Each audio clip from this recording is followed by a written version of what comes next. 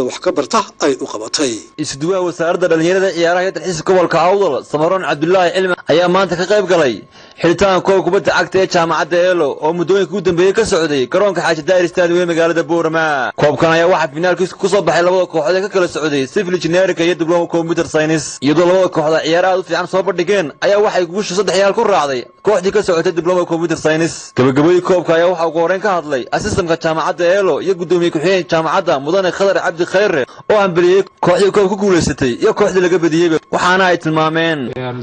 sportigan ay soo socday ama ciyaarahan ay soo socdeen waqti dheer ay soo socdeen maantana waxa